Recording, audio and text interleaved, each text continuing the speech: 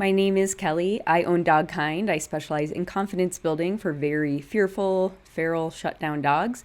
And today we're going to talk about how to end a training session on a positive note.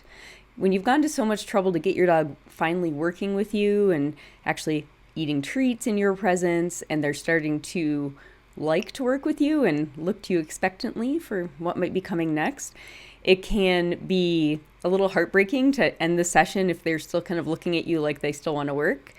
So today we'll talk about what to do about that and how to make sure that we don't accidentally damage our training by kind of quitting cold turkey, so to speak, when it comes to our training sessions. So ending on a good note, avoiding disappointing your fearful dog.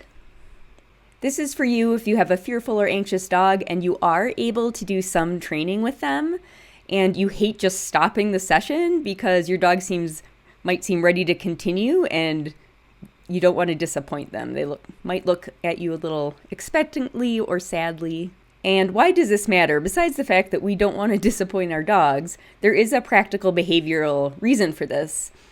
If your dog keeps trying at the end of a training session, keeps trying to do behaviors that have previously worked to get reinforcement, to get treats, and nothing good happens, that could be an extinction trial, which could be aversive to your dog. You could even accidentally punish engagement, punish your dog's trying to work with you because it didn't work. You worked hard to get your dog to interact with you, I know, so you want to protect your progress. So we want to try to avoid accidentally punishing or causing any kind of sort of bad feelings, frustration in our dogs when we end a training session. So what should we do instead? We can't just train forever. We have to end the session at some point. I like to redirect to another activity, something your dog enjoys. And so what might that be?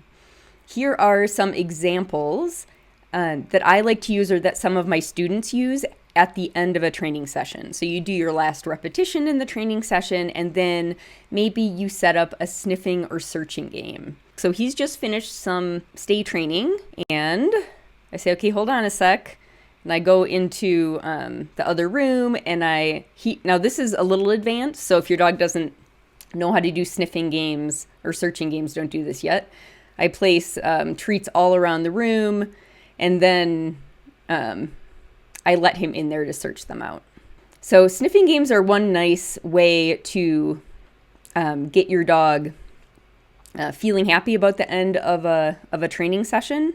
I also like a snuffle mat, and Miss Piper, I believe, has a little example. Here her mom is just sprinkling in the leftover crumbs from the training session into her really cute snuffle mat.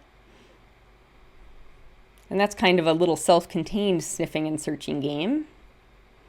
I do like a favorite chew if your dog enjoys chewing on any kind of dog chew. A treat scatter is a really easy one. You just take a few leftover treats and scatter them across the floor and then leave so that your dog has something fun to do at the end of the training session. And then enrichment puzzles can be another good one. What I had in mind here, it could be anything your dog enjoys. Sky, who's one of our Confidence Builders dogs, really likes treats in toilet paper rolls. And so that's how her mom ends her training session. So here they've just finished training. She hands out her little TP roll and then she runs back to her bed with her treasure.